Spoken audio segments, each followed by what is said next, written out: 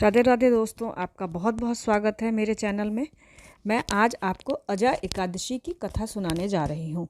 भाद्रपद माह में इस साल अजा एकादशी 29 अगस्त मतलब आज मनाई जा रही है। उदय तिथि के कारण एकादशी 29 अगस्त को मनाई जा रही है। इसका पारण अगले दिन द्वादशी वाले दिन होगा।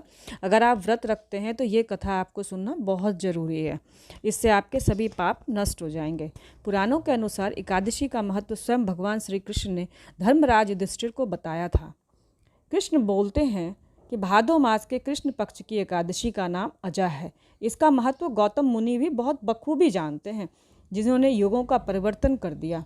कथा इसकी ऐसे है कि सूर्यवंश में राजा हरिश्चंद्र अयोध्या में हुए थे। उनके द्वार पर एक श्याम पट लगा हुआ था, जिसमें मणियों से लिखा हुआ था, एक लेख लिखा हुआ था कि इस द्वार में मुंह मांगा दान दिया जाएगा। विश्वामित्र ने इसको पढ़ लिया और ये कहा कि ये जो लेख लिखा हुआ ये मिथ्या है। राजा हरिश्चंद्र ने उत्तर दिया, परीक्षा कर लो फिर। विश्वामित्र बोले, आज राज्य मुझे दे दो और तुम्हारी परीक्षा मैं कर लूँगा। हरिश्चंद्र बोले, राज्य आपका और क्या चाहिए। विश्वामित्र बोले, दक्षिणा भी तो लेनी है।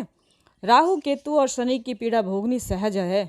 7.5 का कष्ट भी बहुत सुगम है। मेरी परीक्षा में पास होना उतना ही कठिन है। आपको मुर्दे जलाने पड़ेंगे, रानी को दास बनाना पड़ेगा। अगर इन अत्याचारों से आपको डर नहीं लगता तो श्री गणेश करें, हमारे साथ काशी चलो। राजा ने धर्म का सत्कार किया। रानी दासी हो गई, राजा सेवक हो गए। पुत्र को नाग बनकर विश्वामित्र ने डसी लिया।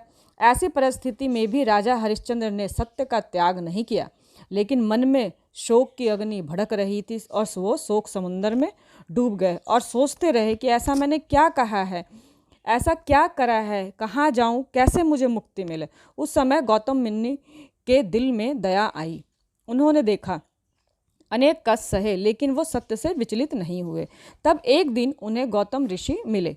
उन्होंने गौतम ऋषि से इसका उपाय पूछा और अपनी सारी जितने भी कष्ट उन्होंने भुगते थे वो सब कथा उन्हें बता दी। उन्होंने कहा कि देख, अजा एकादशी की महिमा सुनाते हुए व्रत के लिए करने को कहा कि तुम अजा एकादशी का व्रत करो, 1 सप्ताह बाद आने वाला है। इससे तुम्हारे समस्त संकट दूर हो जाएंगे और सभी पापों का नाश होगा। ऐसा कहकर मुनि अंतर्ध्यान हो गए। राजा हरिश्चंद्र ने अपनी सामर्थ्य के अनुसार इस व्रत को किया, जिसके प्रभाव से उन्हें न केवल खोया हुआ राज्य प्राप्त हुआ, बल्कि परिवार सहित सभी प्रकार के सुख भी मिले। अंत में प्रभु के परम धाम को प्राप्त हुए। तब से उनके राज्य में सभी एकादशी का व्रत करते हैं। आप भी करें और पुण्य के भागी बने, पापों का नाश होगा। कथा सुनने के लिए आपका बहुत बहुत धन्यवाद। अब आप आरती करके अपने प्रसाद को वितरित करें।